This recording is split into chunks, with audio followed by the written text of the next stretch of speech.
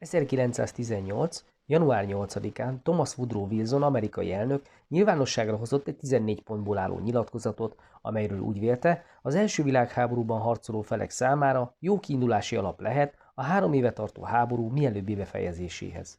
Wilson elnök javaslatokat fogalmazott meg egy igazságos és tartós béke megkötéséhez, amelynek első 5 pontja a liberalizmus és a demokrácia eszméit, vagyis az amerikai értékrendet tükrözte. Az elképzelés szerint a titkos tárgyalások megszüntetése, a tengerhajózási és kereskedelmi korlátozások eltörlése, a gyarmati viták pártatlan rendezése, valamint a fegyverkezés csökkentése és a hadseregek általános leszerelése lehet az alapja a háború utáni viszonyok rendezésének. A következő 8 pont már sokkal konkrétabb ajánlásokat fogalmazott meg a világháború utáni Európa számára. Wilson, aki 150 szakértő több hónapos kutató munkája alapján alakította ki a pontjait, Európa stabilitását a következőkben látta biztosítottnak.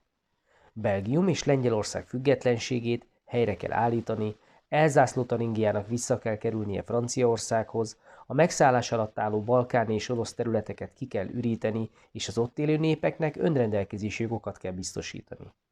A sok nemzetiségű osztrák-magyar monarchia népei számára autonómiát kell adni, de a középhatalom egyben tartása mindenképpen szükséges. Végül az utolsó pontban az amerikai elnök egy nemzetközi szervezet megalapítására is javaslatot tett, amelynek a legfőbb feladatai az államok függetlenségének megóvása és az általános béke fenntartása lennének. A wilsoni pontokat egyik háborúzó fél sem fogadta lelkesedéssel, mert a kompromisszumokra törekvő javaslat egyáltalán nem volt összeegyeztethető a nacionalista és imperialista célokkal, valamint az eddig meghozott háborús áldozatokkal. A központi hatalmak veresége után mégis megjelent a remény, hogy Európa sorsa Wilson elnök elképzelése szerint rendeződik majd, de a győztes Antant hatalmi érdekeinek árnyékában ez naív elképzelésnek bizonyult. A központi hatalmak bizakodása azon alapult, hogy egyrészt az amerikai pénzügyi és katonai segítség nélkül az Antant nem nyerhette volna meg a háborút, másrészt az Egyesült Államoknak nem voltak követelései, ezért pártatlan döntőbírónak számíthatott. Erről maga Wilson elnök is így vélekedett, aki egy semleges ország területét javasolta a békekonferencia helyszínéül, ahol 2 körben előbb a győztesek egyeztethetnek, majd a vesztesek bevonásával a végső megállapodások megtárgyalására is sor kerülhet. Az amerikai elnök elképzeléséből azonban szinte semmi nem valósult meg. A békekonferenciát Párizsba hívták össze, a konferencia elnöki tisztét a francia miniszterelnök töltötte be, és a veszteseket egyáltalán nem vonták be a tárgyalásokba. Az amerikai elnök 14 pontos javaslata végül alig tükröződött a békekonferencia döntéseiben, amit a nagyhatalmi gondolkodást tovább folytató Nagy-Britannia és leginkább Franciaország törekvései határoztak meg. Az első világháborút lezáró békekonferenciát, amelynek az volt a feladat, hogy békét kössön a legyőzöttekkel és helyreállítsa a háború által felforgatott világot, 1919. január 18-án nyitották meg a Versailles palota tükörtermében. A dátum és a hely sem volt véletlen, mert napra pontosan 48 évvel korábban, 1871-ben a francia császárság legyőzése után ugyanitt nyilvánították ki az egységes Németország létrejöttét. Ez az esemény a francia nemzeti büszkeség óriási sérelme maradt, és így a Németország vereségével végződő első világháborút lezáró konferencia megrendezése az elnöki tisztet betöltő Georges Clemenceau francia miniszterelnöknek és a francia nemzeti önbecsülés számára is hatalmas elégtétel lehetett. A békekonferencián az érdemi döntéseknek az úgynevezett főtanácsban kellett volna megszületnie, amelybe az 5 győztes nagyhatalom, az Egyesült Államok, Nagy-Britannia, Franciaország, Olaszország és Japán 2-2 tagot delegált. Valódi jelentősége azonban a 3 nagy nem hivatalos tárgyalásainak volt, amely Woodrow Wilson amerikai elnök, Lloyd George brit miniszterelnök és Georges Clemenceau francia miniszterelnök között zajlott. A döntések előkészítéséhez ugyan létrehoztak bizottságokat, amelyek földrajzi, gazdasági és etnikai szempontokat gyűjtöttek össze a javaslataikhoz, de ezekben korán sem tárgyilagosan mutatták be az egyes országok helyzetét. A legyőzöttekkel ráadásul egyáltalán nem folytattak tárgyalásokat, akiknek békedelegációi alig kaptak lehetőséget a saját álláspontjuk képviseletére. Csak átadták nekik az előzetes békeszerződéseket, amelyekhez rövid határidővel legfeljebb megjegyzéseket fűzhettek. Ezekre tekintettel, de leginkább azokat figyelemre sem méltatva készültek el a végleges békeszerződések, amelyeket a legyőzött országok kormányai visszautasíthatatlan ajánlatként az aláírás határidejének kitűzésével kaptak meg. A Párizsi békekonferencián létrejött szerződéseket ezért békediktátumoknak tekintjük. A konferencián Wilson elnök javaslatát követve a Népszövetség létrehozására és működési szabályzatának megalkotására is sor került. Ennek elfogadása a békeszerződések aláírásával együtt történt meg. Németország, valamint az Antant és társult hatalmak között 1919. június 28-án írták alá a békeszerződést Versailles-ban. A dokumentum tartalma egyértelműen a franciák érdekeit tükrözte, akiknek a legfőbb célkitűzése az volt, hogy hosszú időre lehetetlenné tegyék egy olyan német hatalom helyreállítását, ami Franciaországra fenyegetést jelenthet. A békediktátum alapján a német birodalom elvesztette területének 13%-át, ami 70 000 négyzetkilométert jelentett.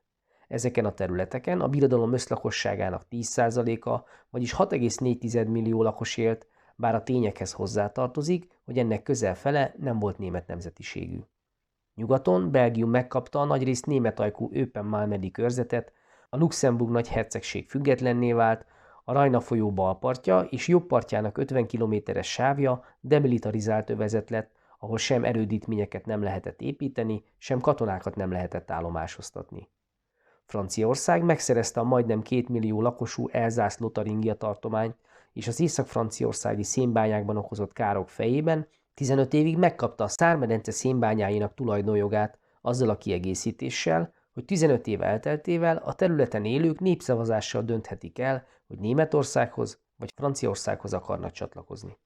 Németország a békeszerződés aláírásával elismerte Csehszlovákia létrejöttét és függetlenségét, ami a kőszénbányái miatt fontos Szilézia egy részét is megkapta. Keleten a függetlenné váló lengyel államhoz több német terület is került. A Balti-tengerhez való szabad kijárása miatt Lengyelország népszavazás nélkül megkapta Pózen tartományt, Nyugat-Poroszország nagyobbik részét és a gazdaságilag fontos Szilézia északi részét.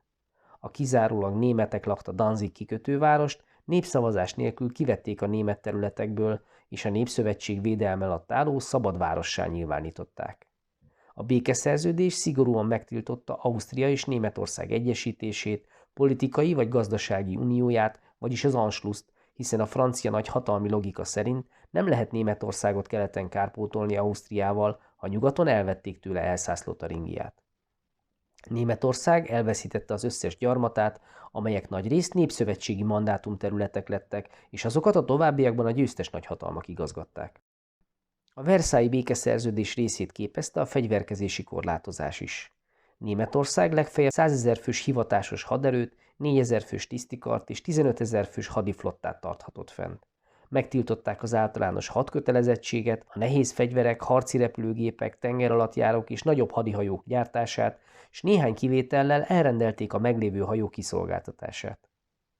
A győztesek a békeszerződésben elismertették Németország és a szövetségeseiknek teljes háborús felelősségét, amire azért volt szükség, mert ennek alapján lehetett a háborús veszteségek miatt teljes körű kártalanítást, vagyis jóvátételeket követelni. A háborús bűnök vádja kezdetben csak a német császár, a porosz nagybirtokosok és a militarista tábornokok ellen irányult, majd később a teljes német nép erkölcsi megbélyegzésévé fajult. A háború utáni német közvélemény számára ez az igazságtalanság és a hozzá kapcsolódó elviselhetetlen mértékű jóvátételek voltak a legnehezebben elfogadható háborús következmények. A Weimári köztársaság kormánya is rosszul kezelte a helyzetet, mert nem készítette fel a lakosságot a békefeltételek várható súlyos tartalmára. A nyilvánosságra került részletekre a német közvélemény rendkívül csalódottan reagált.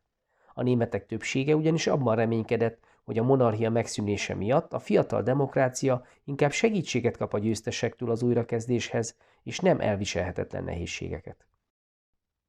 Miután az osztrák-magyar monarchia Padovánál fegyverszünetet kötött az Antant hatalmakkal, az egykori Habsburg birodalom pillanatok alatt összeomlott. Az utódállamokkal, Ausztriával 1919. szeptember 10-én Saint-Germainben és Magyarországgal 1920. június 4-én Trianonban hasonló elvek alapján kötöttek békét, mint Németországgal. A történelmi Magyarország rendkívül súlyos területi veszteségeket szenvedett el, Ausztria számára megtiltották az Anschlusst, a fegyverkezésüket korlátozták, és jóvátétel fizetését írták számukra elő. Ezen túlmenően mindkét államnak el kellett ismernie a monarchia területén létrejött új államok, Csehszlovákia és a szerb-horvát-szlovén királyság, későbbi nevén Jugoszlávia függetlenségét. A vesztes hatalmak közül Bulgáriával 1919. november végén, Törökországgal legutolsóként 1920. augusztusában kötötték meg a békét. A Törökországgal kötött béke azonban olyan súlyos feltételeket tartalmazott, hogy a keleten állomásozó, viszonylag épségben maradt török hadsereg vezetői nem fogadták azt el, és fellázadtak ellene. A felkelők vezérévé Mustafa Kemal tábornok vált, akinek irányításával 2 évig tartó háború kezdődött, aminek végén sikerült kiszorítani Kis-Ázsiából a görög, brit és francia expedíciós csapatokat, és elérni a korábban megkötött béke felülvizsgálatát. Az új egyezmény már a mai Törökország határait rögzítette, és teljes függetlenséget biztosított az időközben köztársasággá váló ország számára. Az első világháború végére megszűnt az 5 hatalomra támaszkodó európai rendszer, az osztrák-magyar monarchia és az oszmán birodalom felbomlott, Oroszország a bolsevik hatalomátvétel miatt teljesen elszigetelődött. A Párizs környéki békék jelentősen átrajzolták Közép- és Kelet-Európa, valamint Elő-Ázsia országainak térképét, amin több mint 10 000 kilométer hosszan új határvonalak jelentek meg. Wilson elnök eredeti szándékától nagyon messze kerülve, a békeszerződések egyáltalán nem oldották meg a problémákat. Sőt, a háború utáni bűnbakkeresés és az önkényesen megrajzolt új határvonalak tovább rombolták a kulturális közösségeket, elmélyítették a nemzetek közötti ellentéteket, és egymás ellenségévé tette a népeket. Remélem érthető volt és segített ez az összefoglaló. Ne feledd, a podcast leírásában próbára teheted a tudásodat is ezzel a témával kapcsolatban. A linkre kattintva megjelenő űrlapon az összes eddigi, ehhez a témához tartozó, egyszerű választ igénylő érettségi feladatot meg tudod oldani, és a végén a jó megoldásokat is megnézheted. Ha tetszett a podcast, akkor iratkozz fel a csatornára, ha támogatásoddal segítenéd a munkámat, akkor a leírásban megtalálod hozzá részleteket. Jó munkát, sok sikert!